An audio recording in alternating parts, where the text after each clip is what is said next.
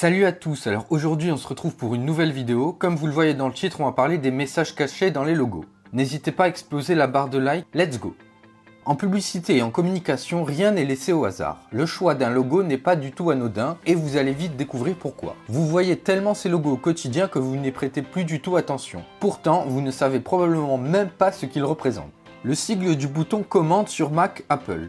Si vous pensez voir une fleur, un trèfle ou même un symbole dièse stylisé, sachez que vous avez tout faux. En fait, ce pictogramme créé par Susan Kare pour le tout premier ordinateur de Macintosh s'inspire du symbole indiquant des lieux historiques remarquables sur les routes des pays scandinaves tels que la Suède, la Finlande ou la Norvège. Pourquoi? Probablement parce que ce symbole indique à la base quelque chose qui comporte un certain intérêt ou parce que l'équipe de Steve Jobs l'a juste trouvé joli à l'époque. Allez savoir. La chauve-souris de Bacardi. C'est vrai au fond quand on y réfléchit, pourquoi une chauve-souris peut représenter une marque de rhum? Cet animal est pourtant connoté négativement en Occident et il est même considéré comme dégoûtant par certains. Eh bien la légende raconte que c'est la femme du créateur qui aurait vu une chauve-souris voler dans la distillerie et qui aurait interprété ça comme un signe et aurait donc voulu en faire le symbole de Bacardi. Aussi, il faut savoir qu'à Cuba, pays d'origine de Bacardi, le petit animal volant est symbole de santé, de chance et de cohésion.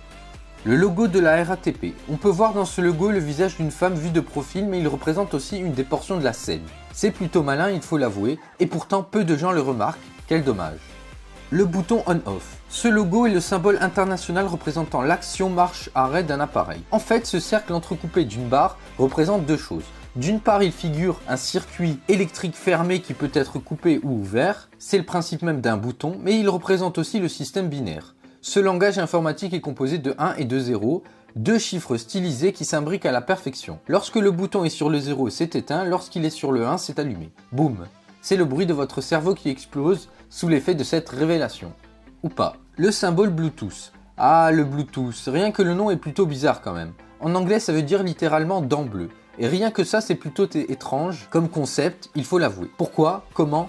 Allez, trêve de suspense. C'est tout simplement un hommage au roi danois Harald Blattand, en anglais Harald Bluetooth. Il était surnommé Harald à la dent bleue parce qu'apparemment il aimait beaucoup manger des myrtilles.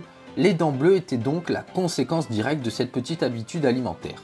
À part bouffer des myrtilles toute la journée, le roi Harald a également unifié les tribus danoises pour fonder un seul et même royaume. De la même manière que le système Bluetooth relie les télécommunications et les ordinateurs et unifie donc les appareils entre eux. Le symbole du Bluetooth est simplement une fusion des lettres de l'alphabet qui constituent les initiales de Harald Blattand.